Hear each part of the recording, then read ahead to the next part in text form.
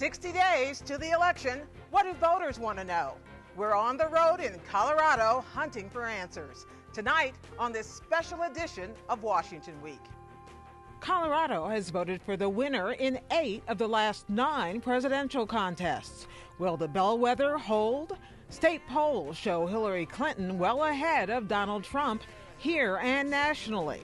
To find out what's driving voter decisions, we're in a place where national security issues run deep, Colorado Springs, just miles from the U.S. Air Force Academy. But whether the map is blue, red, or purple, voters say this year they are also concerned about immigration, the economy, and health care. Our political roundtable answers voters' questions about those issues and more next. Once again from the campus of Colorado College, moderator Gwen Ifill. Hello. Hello, everybody. Thank you all for coming. Donald Trump, Hillary Clinton, and even Libertarian Gary Johnson all weighed in on national security and foreign policy with varying degrees of success this week. For example, here's a taste of how the 2 major candidates see the challenges facing the Veterans Administration. 20 to 22 people a day are killing themselves. A lot of it is they're killing themselves over the fact that they're under tremendous pain and they can't see a doctor. They need tremendous help, and we're doing nothing for them. The VA is really almost, you could say, a corrupt enterprise. I will not let the VA be privatized. And I do think there is an agenda out there supported by my opponent to do just that. I think that would be very disastrous for our military veterans. A lot to dig in right there. Joining me for a little Q&A with our audience, Dan Baltz of the Washington Post, Molly Ball of the Atlantic, Jackie Calms of the New York Times, and Michael Shearer of Time Magazine. So what is correct and what is incorrect about what the candidates had to say about the Veterans Affairs Administration this week, Michael? It's not 20 to 22 suicides, it's 20. And a lot of it was rhetorical, I think. You know, both candidates have put forward veterans plans that look a lot like what previous presidents have put forward. They say they're going to make it better. They're going to make and every president who's run for, or every candidate who's run for president since the VA was created has promised to make it better. President Obama tried to do that, and you know, has made incremental progress.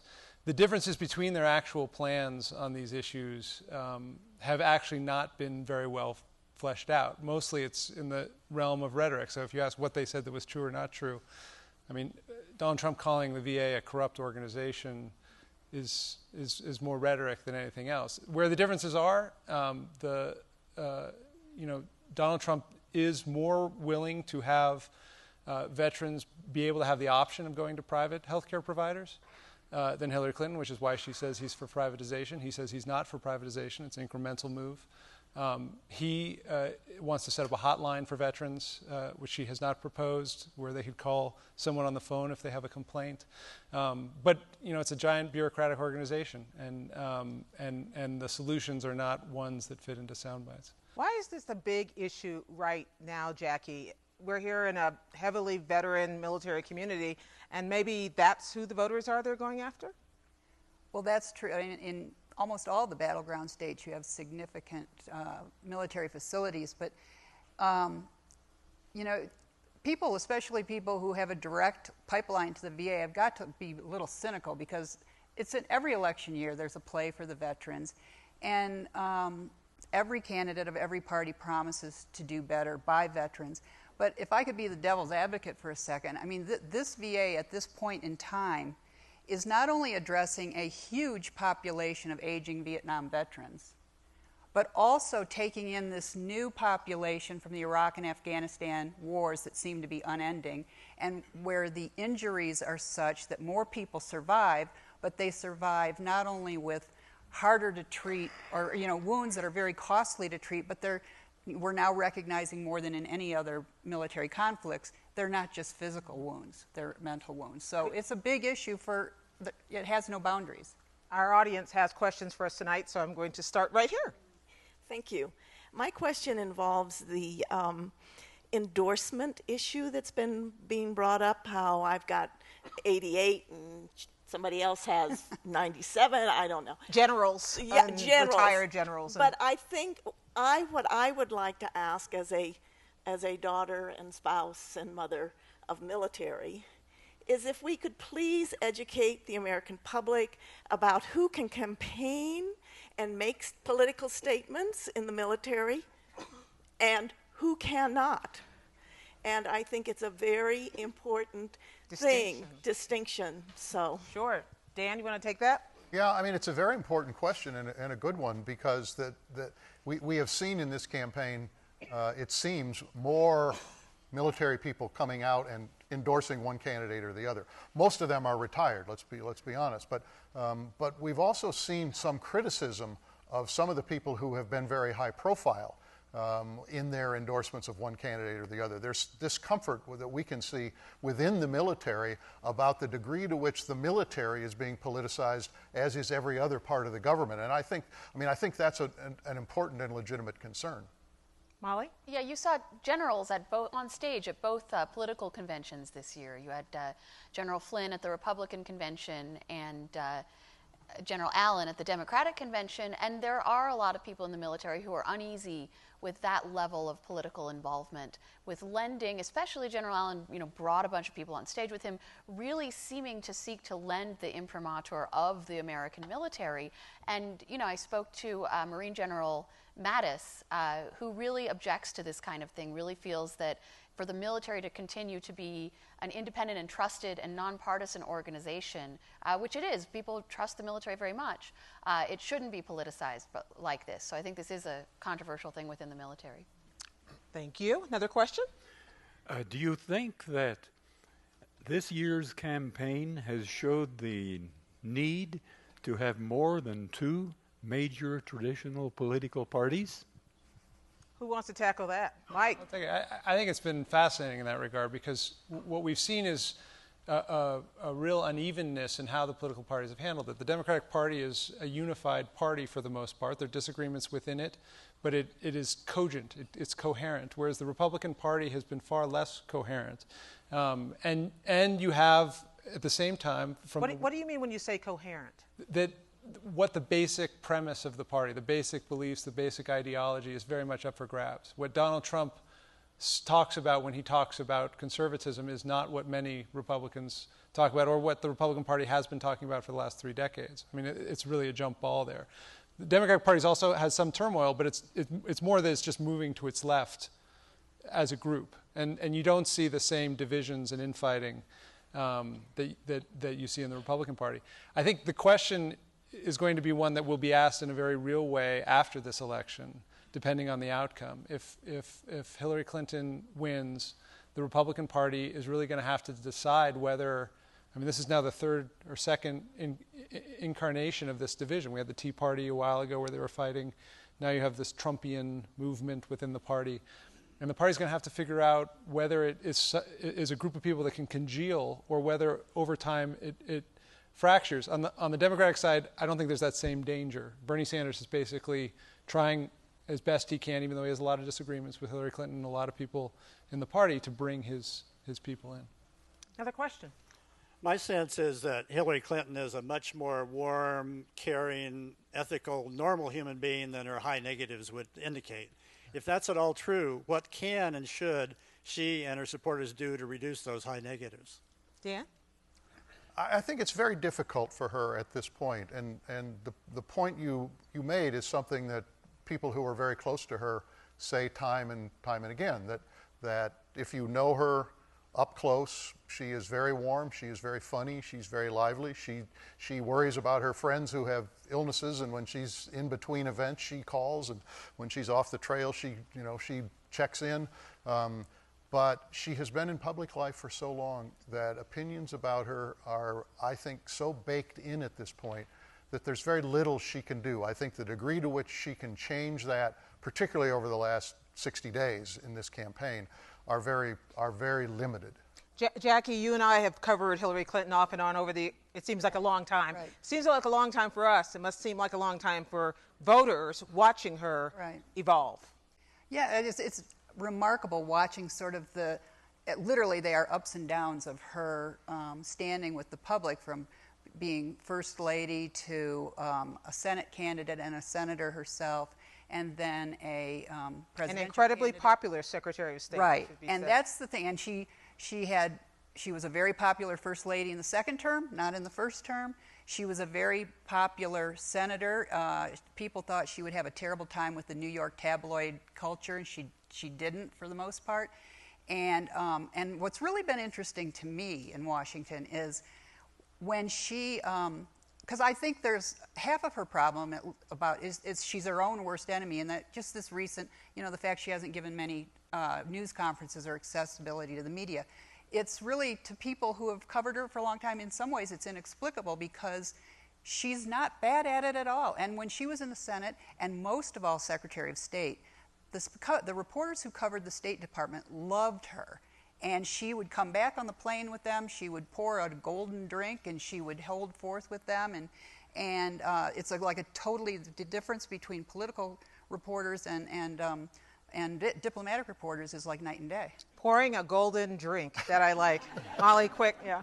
I just think that we have to mention, though, in this context, I mean, she hasn't always been unpopular. This isn't something that's always been baked into her persona. She was quite popular as Secretary of State. Something happened between then and now, and it's not only, as I think a lot of her supporters see it, that the Republicans and the media all ganged up on her. There also has been this revelation about the email scandal, which I know many of her supporters feel is blown out of proportion, but clearly a lot of Americans take it very seriously and do feel that it has damaged their trust in her as a person and as a politician. You may just have a question about that.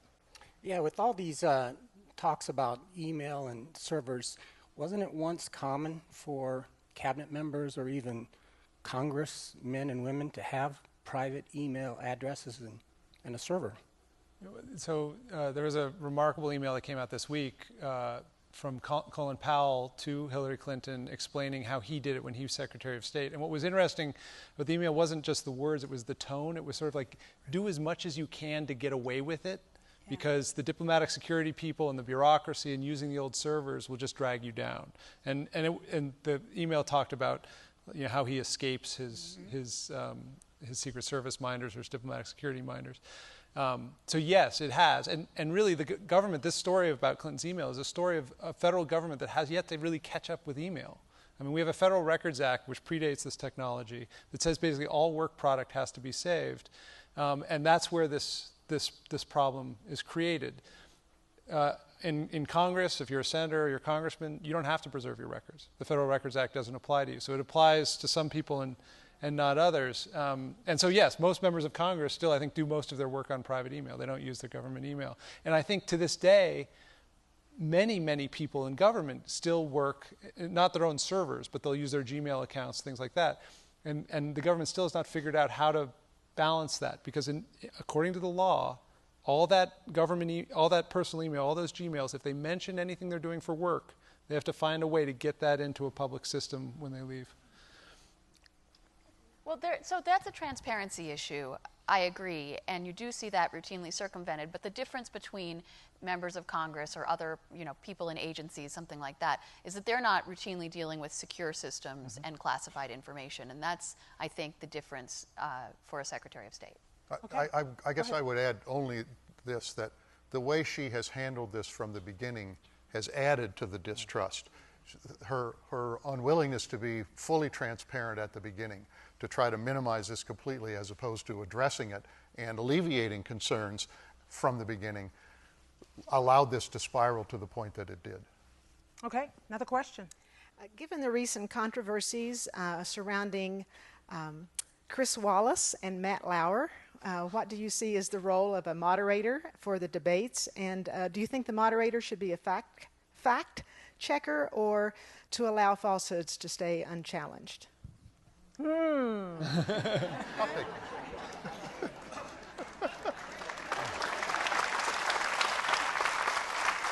Go for it, Dan. I think that being a moderator in the debates this year will be more difficult by a factor of 10 or 20 or 100 than it has been in the past, largely because of the kind of campaign we've been through and the degree to which things have been said, particularly by Donald Trump, that simply are not true.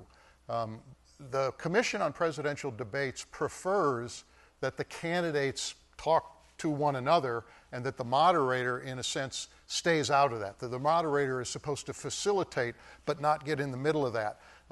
But as you saw when Chris Wallace said that he did not see his role as being a fact checker, there was an immediate blowback, and Matt Lauer got some criticism for the way he handled himself. I think it's a fine line that they're going to, I mean, to some extent the candidates have to be their own fact checkers. They have to be prepared to call their opponent when they are incorrect or when they say something that's factually wrong. But I think the moderators this year are going to also have to be on their toes and play some kind of role on that. I agree with Dan. I mean, I would not want to be a moderator, but if I were, I could not have been there and let him say that he had been against the Iraq War from the beginning and not challenge it. I do think the moderator has to be a fact checker to the extent you can under the circumstances, and when you know that there's an alternative view. The other thing that's shifted, and it's not just this cycle, it's been building, is that the campaigns have become more talented at making this the issue. You know, when they walk out of debates, the campaigns now will spend enormous energy attacking the journalists in the middle of it, often to cover up for their own candidates' failings. And that's changed this. Like, 20 years ago, the candidates would basically lay off the press. The press was a moderator. Now the press has been elevated by the campaigns to be participants in this, which makes our job far more complicated. In the case of Trump, he came out the day after that forum and contested the point falsely. I mean, he was not against the Iraq War from the beginning, but he claimed yet again he was, and then he said, any reporter who tells you different is lying to you. And he made the issue about a fight with the press, not about what is true and what is not. I just have to say that to my dear friend Martha Raddatz, to Elaine Quijano, to Anderson Cooper, Lester Holt, who am I missing? I wish them all the best moderating. Chris Wallace moderating these debates. What factors could be contributing to the apathy of the middle spectrum of the voters? Dan, you wrote a piece about pessimism. We're going to tell me a little bit. Yeah, we did, the Post did a 50-state survey that we published this week that we did in conjunction with SurveyMonkey, which is an online polling organization. And it allowed with a ridiculous name, it should be said. Pardon me? I'm sorry, go ahead. It allowed us to have sizable samples in every state. We had a total of 74,000 respondents to this survey. And we asked a series of questions in addition to who are you going to vote for, trying to get at questions about their perceptions about what this campaign is doing to the country. 95% of people interviewed said that either Donald Trump or Hillary Clinton or both would be a threat to the well-being of the country if they become president. 95%. And 20% say both would be a threat.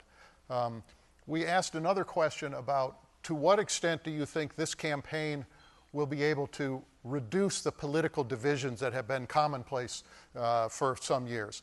And again, overwhelming majorities, and majorities in every state, red state, blue state, purple state, said they think it will do very little to nothing at all to reducing that. So this is such an incredibly pessimistic electorate at this point. Not only their view of the two candidates, which we know they find them untrustworthy and they don't like them very well, but also the degree to which they think this election is going to move us to a different place than we've been. Yeah, I actually don't perceive very much apathy at all in the electorate. I find a lot of people very riled up, very interested, very passionate about this election. What I do perceive is people who don't feel they have a voice, people who don't think that anything they do can make a difference, whether it's voting or being an activist or any politician they support even getting in there. And that's why I think so much of the sentiment of the election this year has been motivated by this anger at institutions and the establishment and a whole system that people perceive as not working, to the point where, they would elevate a candidate like Donald Trump, who proposes to tear the whole thing down, or Bernie Sanders proposing a revolution, saying things are so out of reach for me, I am so not being heard, that I want to just go in and smash the whole thing and start over. I talked to a class here yesterday at Colorado College in which one of the students said, I want to vote and I'm interested in voting, but I feel like I'm just blowing into the wind. I'm throwing my vote into the wind and it's not going to make any difference. What do you think I should do? And all I could say was voting is your baseline.